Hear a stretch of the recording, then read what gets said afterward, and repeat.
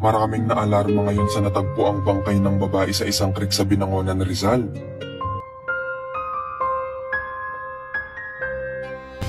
Hindi residente sa lugar ang biktima na tinatayang nasa 25 hanggang 30 anyos.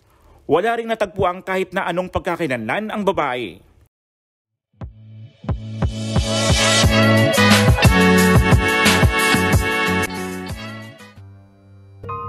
Ito'y sa kabila ng paghahanap sa nawawalang beauty queen na si Catherine Camilon. Maraming netizens ang labis na nagulantang dahil hindi nila maiwasang marelate ang insidenteng ito sa paghahanap sa nasabing dalaga. Maaalala noon ang pagkawala rin ng dalagang si Jovelyn Galieno.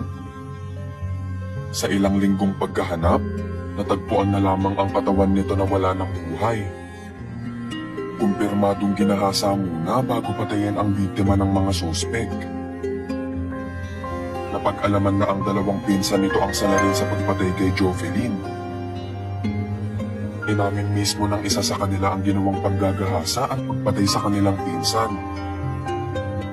Ngayon naman ay pinaghahanap ng kanyang pamilya ang beauty queen at former teacher na si Catherine Camilon. Ilang araw nang hindi umuwi ang dalaga sa kanilang pamilya na labis ikinababahala ng kanyang mga mahal sa buhay. Sa kalagitnaan ng paghahanap dito, may natagpo ang bangkay ng babae ngayon sa isang lugar sa Binangonan.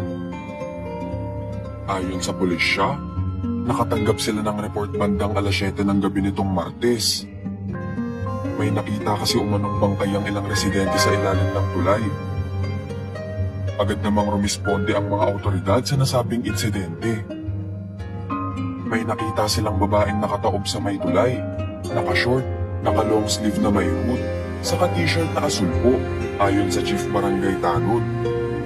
Dagdag pa niya, nakasabit po yung dalawang talampakan niya sa may bato kaya hindi siya tinatangay ng agos.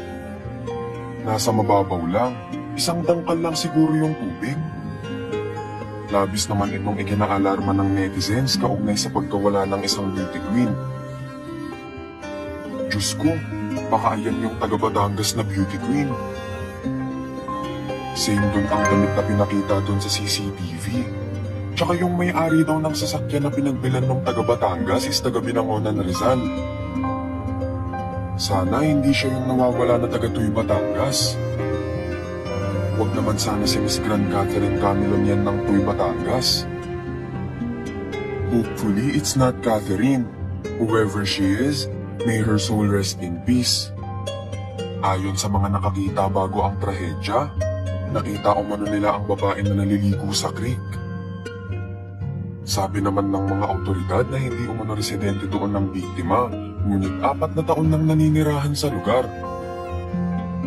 Nakita ko na po nung Sunday yung dito sa aming barangay. May sakit. Parang nangisay siya tapos bumagsak siya sa may gate sa tapat ng bahay ng konsehal. Yun ang hinala na may sakit na epilepsy. Pahayag pa ng Chief Tanod na si Tayamora. Wala pa namang pagkakakilanlan sa naturang babae na natagpo ang wala ng buhay. Sa kabilang banda, patuloy pa rin pinaghahanap ngayon si Catherine na hindi na nagparamdam sa kanyang pamilya. Mag-iisang linggo na ang nakalipas. Lagi umano itong nag-a-update sa kanila, ngunit nagtaka ang pamilya nito nang hindi na magparamdam. Naka-off din umano ang cellphone nito kaya hindi nila makontak. Labis ang pag-aalala ng pamilya ngayon ni Catherine sa kanya at ang tanging hiling lang ng mga ito ang kaligtasan ng dalaga kung nasaan mang lugar ito ngayon.